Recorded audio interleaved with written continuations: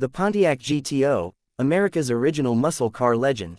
Good evening, car enthusiasts and history buffs. Tonight, we gather to celebrate one of the most important automobiles ever to roar down American streets, the Pontiac GTO.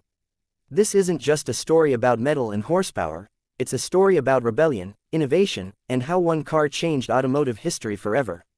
In the early 1960s, the American automotive landscape was predictable.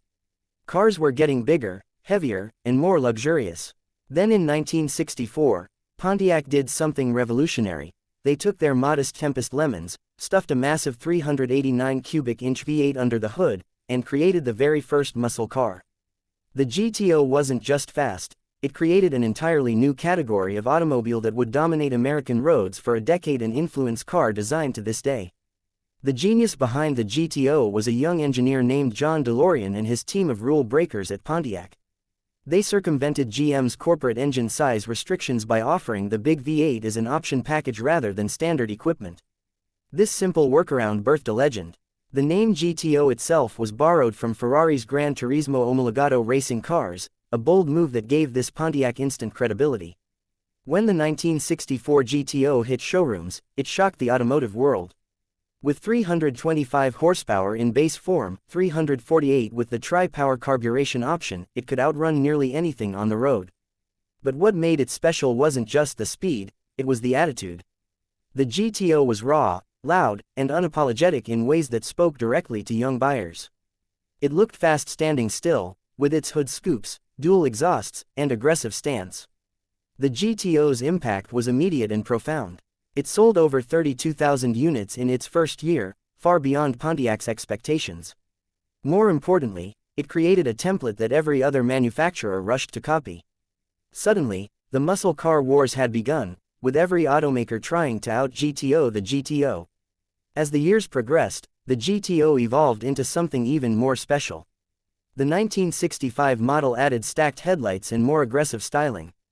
The 1966-67 models perfected the formula with gorgeous fastback styling and that iconic, Coke bottle, profile that still turns heads today.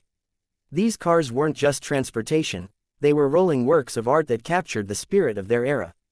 Then came 1969 and the introduction of what may be the most iconic GTO of all, the Judge. This wasn't just another trim package, it was a statement. Available in screaming colors like carousel red, which was actually orange, with bold, the Judge, decals and a standard Ram Air 3 engine making 366 horsepower, the Judge was Pontiac's middle finger to the rising tide of insurance restrictions and emissions regulations. It was loud, brash, and completely uncompromising, the perfect muscle car for the end of the 1960s. But as we all know, all good things must come to an end. The 1970s brought stricter emissions laws, an oil crisis, and skyrocketing insurance rates for performance cars. The once mighty GTO became a shadow of its former self. By 1974, the name was reduced to a trim package on a rebadged Chevrolet Nova, a sad end for what had been the king of muscle cars. Pontiac attempted to revive the GTO name in 2004 with a competent but ultimately forgettable Australian import.